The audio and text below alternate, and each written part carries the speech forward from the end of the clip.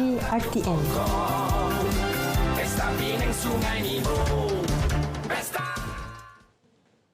Ya, selamat kembali para penonton semua dan seterusnya. Kita akan teruskan dengan segmen komentar at SPM dan untuk kali ini kita akan bawakan tajuk berkenaan dengan imbangi ilmu dunia dan akhirat, murnikan bacaan Al-Quran. Dan di pagi Jumaat ini, apa lagi antara perkara yang boleh kita lakukan? Seperti mana yang kita tahu, umat Islam, apa yang kita lakukan di dunia ini akan memberi impak kepada akhirat kita. Jadi apakah antara saham-saham yang boleh kita kumpul supaya banyakkan lagi saham-saham di dunia dan juga saham-saham di akhirat kelak, insya-Allah. Dan bersama dengan saya akan memperincikan dengan lebih lanjut lagi berkenaan dengan perkara ini. Saya kenalkan iaitu Ustaz Hamdan Muhammad, merupakan penasihat karantina Tafiz Malaysia. Assalamualaikum Ustaz. Waalaikumsalam warahmatullahi taala wabarakatuh. Apa khabar Ustaz? Alhamdulillah sihat Raja. Alhamdulillah. Okey, baik Ustaz. Jadi sebenarnya bila kita berbicara tentang perkara ini, antara perkara yang penting juga adalah untuk kita membaca Al-Quran. Tapi sebelum kita pergi dengan lebih lanjut lagi Ustaz, apa antara perkara yang boleh kita lakukan supaya keseimbangan untuk mencari ilmu di dunia dan juga di akhirat itu? Sebab apa yang kita buat di dunia ini akan memberi kesan juga kepada akhirat kita, Ustaz. Silakan. Jadi kalau kita lihat satu hari ini, terima kasih kepada Raja Sufiah yang mana bersama kita pada hari ini, yang mana imbangi di antara ilmu dunia dan akhirat. Yang mana disebut ilmu dunia dan akhirat ini dia tidak boleh dipisahkan. Tidak boleh hanya sekadar kita mengejar dunia semata-mata dan tidak boleh hanya sekadar kita mengejar akhirat semata-mata. Dan dia perlu diimbangi dan murnikan dengan bacaan Al-Quran. Jadi kalau lihat definisi ilmu itu sendiri, yang mana kalau dilihat, yang mana bahawa dalam DBP, Kamus Dewan Bahasa edisi yang keempat, mengatakan bahawa ilmu yang pengetahuan berkaitan dengan akhirat. Pengetahuan berkaitan dengan ilmu keduniaan, baik zahir dan batin dan segalanya. Dan di sini kita lihat, dunia dan akhirat sebagaimana saya katakan tadi, tidak boleh dipisahkan. Bagaimana? Iaitu ad-dunya mazra'atul akhirat. Dunia ni tempat cucuk tanam di akhirat. Yang mana kalau dilihat hari ini, Sofia, kalau orang nak pergi solat Jumaat subuh sebentar tadi, subuh tadi, yang mana nak bawa kereta. Kan? Nak bawa kereta sudah tentu memerlukan ilmu bawa kereta tadi. Betul. Untuk sampai kepada masjid tadi sudah tentulah memerlukan bawa kereta dan selamat sampai dapat solat dengan sempurna. Jadi kalau boleh kita lihat ilmu dunia dan akhirat ni dia perlu selari. Dia mana perlu diseimbangi, dan bagaimana nak seimbang tadi sudah tentulah kita perlu mempelajari, murnikan baca Al-Quran tadi. Baca Al-Quran. Dan antara perkara yang dapat membantu kita lah kan, akhirat adalah doa anak-anak yang soleh. Betul. Mungkin kita juga bersedekah sebagainya. Dan juga amalan kita membaca Al-Quran. Jadi Ustaz, bagaimana sebenarnya untuk kita memastikan agar ialah dalam masa satu hari itu kita insya-Allah lah sempatlah membaca beberapa muka surat kan, untuk ia juga dapat menjadi syafaat kepada kita di akhirat kelak. Sebab ini antara perkara yang penting. Kalau nak harapkan doa anak-anak yang soleh, insya-Allah. Kalau kita pupuk daripada awal tu, insya-Allah. Tapi kita kena ada, orang kata kena di sendiri pun kena ada persediaan juga. Betul. Ustaz. Kalau kita lihat di dalam kehidupan kita yang ini, kadang-kadang kita mampu membaca WhatsApp kan. Setiap hari kita baca WhatsApp. Nak tidur baca WhatsApp, nak bangun tidur pun baca WhatsApp. Apa arahan bos hari ini. Dan kalau kita lihat bagaimana dengan Al-Quran tadi, dia akan berikan kesan kita di akhirat nanti. Sebagaimana sabda Rasulullah sallallahu alaihi wasallam daripada Abu Umamah, yang mana iqra'ul Quran fa innahu ya'ti yaumal qiyamah syafi'an li ashabi. Bacalah Al-Quran. Kenapa? Al-Quran ini akan menjadi beri syafaat kepada kita di hari kiamat nanti. Kalau kita lihat di antara kata Raja Sufia tadi bahawa dengan anak-anak tadi doa yang saleh dan sebagainya, dan dengan Al-Quran tadi kita lihat bagaimana yang mana Al-Quran ini adalah kalamullah. Bila mana disebut kalamullah ialah kata-kata Allah, yang mana dia merupakan satu dipanggil satu buku manual bagi kita manusia pada hari ini. Nak selamat di dunia, nak selamat akhirat, nak berjaya dunia, nak berjaya di akhirat, kita pastikan Al-Quran sentiasa kita baca. Kerana apa? Bila mana kita membaca Al-Quran, maksudnya kita mencintai Allah Subhanahu Wa Taala. Kerana apa? Kita rindu. Jangan kita baca surat, kalau orang bercinta dahululah kan.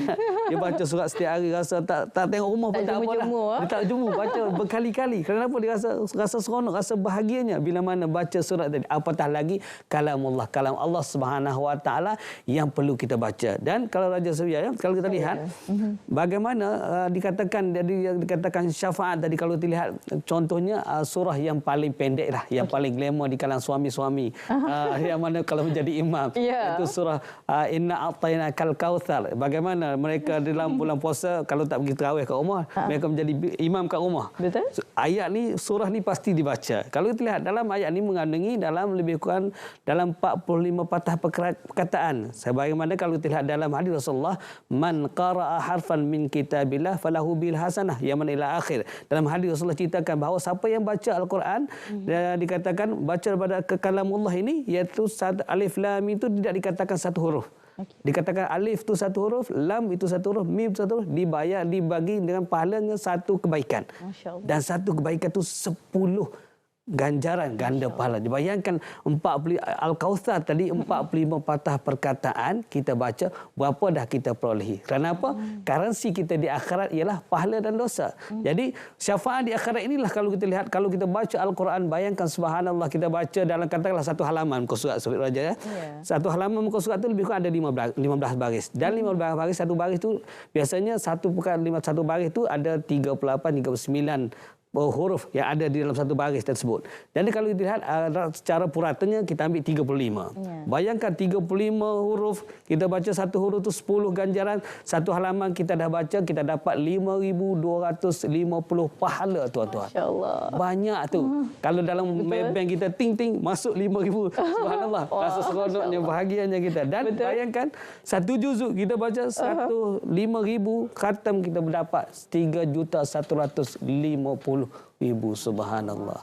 Bagaimana syafaat Al-Quran tadi memberikan ganjaran kepada kita, subhanallah. Bukan hanya dari segi pahala, bahkan kita akan beroleh ketenangan. Masya-Allah. Bayangkan kalau hari-hari kan kita dapat membaca Al-Quran tu, subhanallah, banyaknya kita dapat untuk kumpulkan di akhirat kelak, insya-Allah. Tapi kan Ustaz kan, ialah bukan semua orang memahami juga apa yang disampaikan, apakah dimaksudkan dengan tulisan-tulisan ataupun Al-Quran itu sendiri.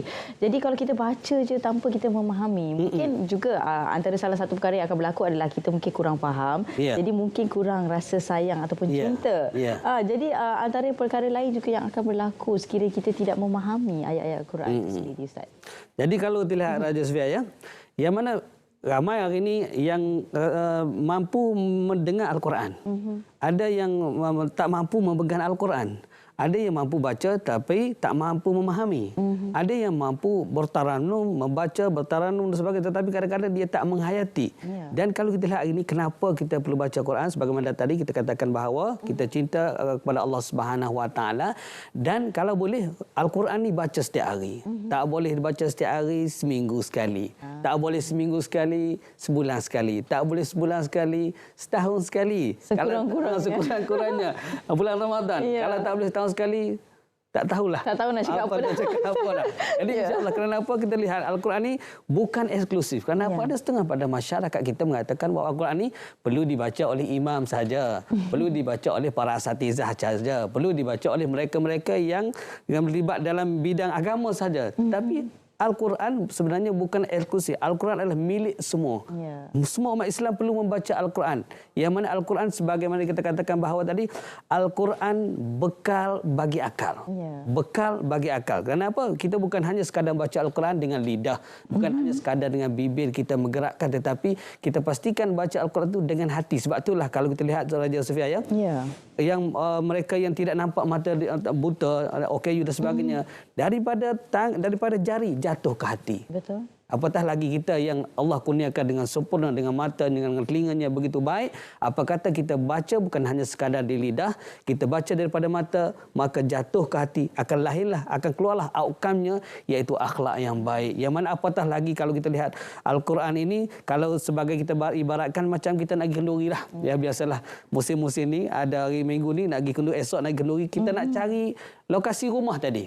Sudah tentu kita memerlukan sekarang ni ada GPS. Ada Google Map, ada Waze dan sebagainya. Di sinilah kita search manakah lokasi. Itulah Al-Quran. Apatah lagi kita nak menuju, nak imbangi dunia dan akhirat tadi, bagaimana nak memurnikan tadi, sudah tentu kita jadikan 114 ni, agenda 114 ni sebagai Google Map untuk kita capai kepada kejayaan di dunia dan kejayaan di akhirat. Dan kalau boleh kita bagai Rasulullah umpamakan bagaimana mereka yang membaca Al-Quran diumpamakan seperti mana sebuah buah utrujah, iaitu buah limau yang baunya harum, rasanya manis dan enak dimakan. Tetapi orang mukmin yang tidak membaca Al-Quran diibaratkan seperti buah tamar, tidak berbau tapi enak dimakan. Jadi kalau boleh dalam baca Al-Quran ni pastilah kita ada bukan hanya tahsin, bukan hanya tilawah, bukan hanya tadabbur, bukan hanya tahfiz. Kita yang di akhir tadi kita pasti memahami, iaitu tadabbur, yang kita akan menjadi umat yang terakhir, umat yang terbaik dan berjaya di dunia dan berjaya di akhirat, insya-Allah. InsyaAllah. Jadi ada juga yang mungkin lah kan baru-baru nak bermula, nak belajar nak dengar Al-Quran ni, nak baca Al-Quran ni, Ustaz kan. Jadi mungkin tak ada khilaf pembacaannya. Jadi adakah boleh juga dibenarkan kalau kita membaca tafsirannya, Ustaz? Mula dengan tafsiran dahulu. Ya. Bagaimana?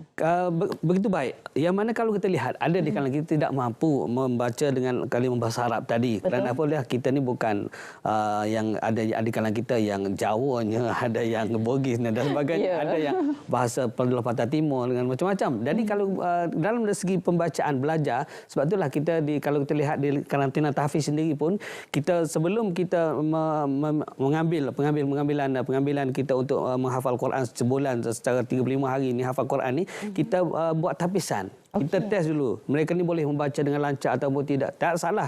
Kalau kita, sebab itulah kita nak suruh mereka menghafal ni, kita pastikan pelajar-pelajar kita ni, mereka membaca terjemahan dahulu. Supaya bila mana mereka memahami terjemahan tadi, memahami dengan baik, mereka boleh ingat step apa yang diceritakan dalam Al-Quran tadi, dari kisahnya, dan di situ mereka akan boleh adaptasikan waqid yang sama daripada juzuk 1 hingga 5, mereka boleh ulang. Sebab apa? Waqid yang sama daripada 1 hingga 5, juzuk 28, 9, 30, dia akan berulang dalam surah-surah yang lain. Jadi sebab itulah kaedah yang kita gunakan pada hari ini, iaitu kita memahami yang dalam kempen kita satu keluarga satu hufaz pada hari ini, kita pastikan mereka membaca tafsiran, terjemahan dahulu, iaitu tadabbur dahulu, supaya mereka akan merasai keseronokan. Mereka akan merasai subhanallah, lazatnya, seronoknya membaca ayat suci Allah Subhanahu Wa Taala. Sebagaimana kita hari inilah Raja ya. Kalau kita lihat yang peminat novel pada hari ini, mereka baca novel tu kadang-kadang boleh menitiskan air mata. Baca buku pula Suamimu Suamiku Jua. Allahu Akbar. Tapi apatah lagi kita membaca Al-Quran. Ayat-ayat diceritakan berkaitan dengan syurga, diceritakan ibrah dan sebagainya. Jadi kalau boleh dalam karantina tahfiz kita buat kaedah yang mana kempen kita satu keluarga satu hufaz. Kaedah yang Sofia katakan tadi bahawa kita baca terjemahan dulu, tak salah, dan inilah kaedah yang kita pakai, dan kita pastikan mereka boleh menghafal Al-Quran dalam masa 35 hari 30 juzuk. 35 hari 35 juzuk. Masya-Allah. Itu dia. Jadi ini antara pendekatan yang boleh kita lakukan, satu rumah satu hufaz ya. Jadi bermula dengan ibu bapa dahulu. Jadi kita bermulalah dengan baca dulu terjemahan. Kalau tak mampu untuk baca Al-Quran tu tak ada masalah. Bermula dengan terjemahan, cuba fahamkan apa yang nak disampaikan daripada Al-Quran.